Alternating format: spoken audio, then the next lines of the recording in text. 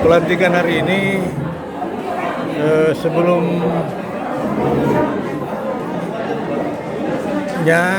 ini P2 UPD itu sudah melalui uji kompetensi yang dilaksanakan oleh Kemendagri dan mereka dinyatakan lulus sejumlah 29 ya. Sehingga yang dilantik hari ini P2 PD itu 31 orang. Kemudian auditor yang kita lantik itu 16 orang dan 23 kepala puskesmas. Jadi kenapa kepala puskesmas ini kita kukuhkan? Karena perubahan nomenklatur. Kalau dulu itu kepala puskesmas dijabat oleh pejabat eselon 4, tapi sekarang itu dijabat oleh pejabat fungsional, sehingga perlu kita kukuhkan. Kemudian auditor walaupun ini sudah lama, tapi belum pernah dikukuhkan selaku auditor, sehingga kita ambil waktu hari ini untuk mengukuhkan secara resmi mereka sebagai auditor dan pengawas penyelenggara urusan pemerintahan di daerah. Pak, ini dia mas eselon berapa Pak? Ini Apa? eselon berapa ini? Kalau minta maaf ya, kalau di jabatan fungsional itu tidak mengenal eselon, Ya. hanya tingkat.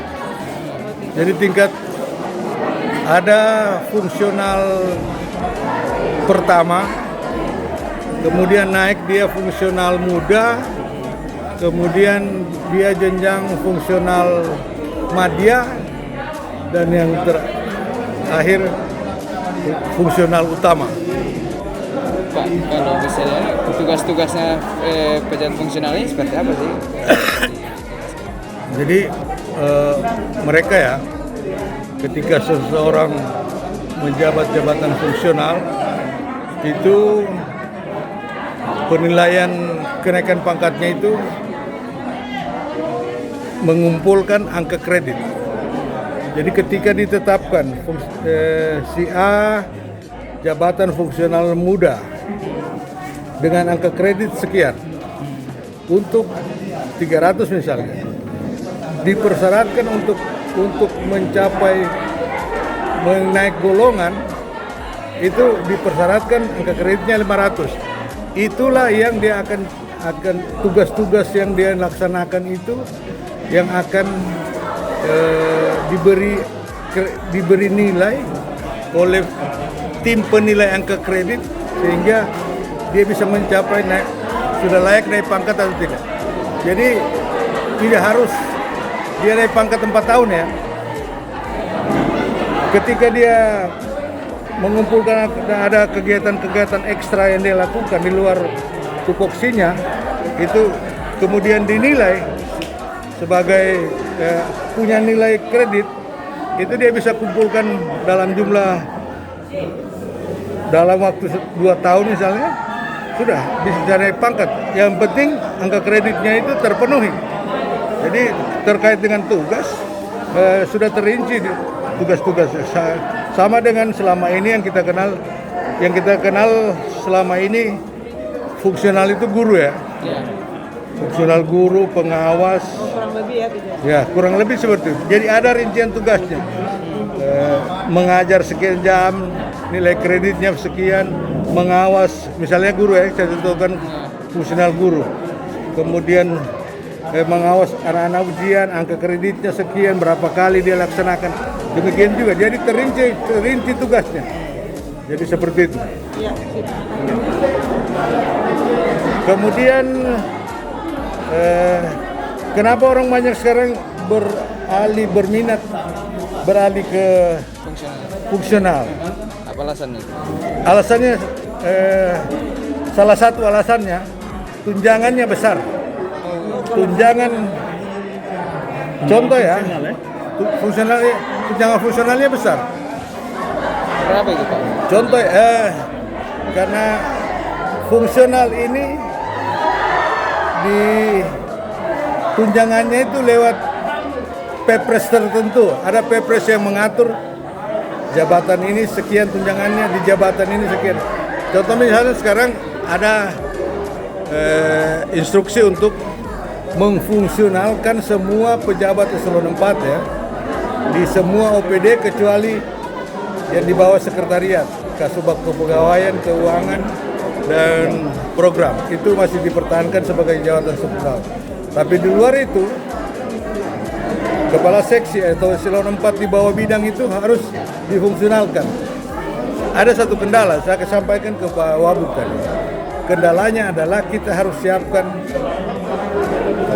uang tambahan untuk tunjangan mereka. Kalau gaji sih enggak, tunjangan. Berapa sih tunjangannya? Contoh ya, itu eselon 4 di dinas pendidikan ya, contoh di dinas pendidikan itu 540 Ya, sebulan. kalau seksi 540. Ketika dia beralih ke fungsional itu 1.100.000. 2 kali lipat ya berarti. 1.100.000. Sehingga ini kita harus hitung. Persiapan daerah ya. Kita harus hitung berapa kita butuhkan. Karena ketika sudah kita lantik per 1 Juni misalnya, dengan konsekuensi tunjangannya harus dibayar. Daerah siap. Harus siap. Dalam aturan sekarang ini kan sudah berubah ya. Apalagi alhamdulillah untuk jabatan-jabatan di inspektorat itu sudah ada banyak peminatnya dan itu diseleksi oleh Mendagri dan sudah ada persetujuan sebanyak 31 orang menjadi bidang pengawasan. Kemudian juga di sana itu ada auditor. Alhamdulillah sekarang ini ya sudah semakin banyak petugas-petugasnya yang ada di inspektorat, sehingga insya Allah ke depan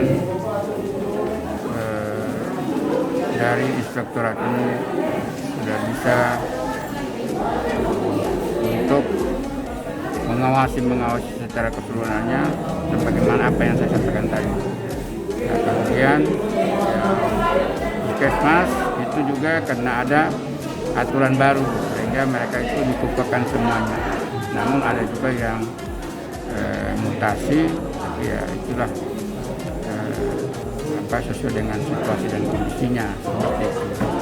Nah inilah korban inilah ya, dan insya Allah sebagaimana apa yang saya sampaikan tadi bahwa kedepannya ini masih ada banyak lagi ya, dan tentu saja yang paling diutamakan adalah analisa beban kerja ya, dari masing-masing OPD itu, karena akan terjadi pembengkakan anggaran ketika itu.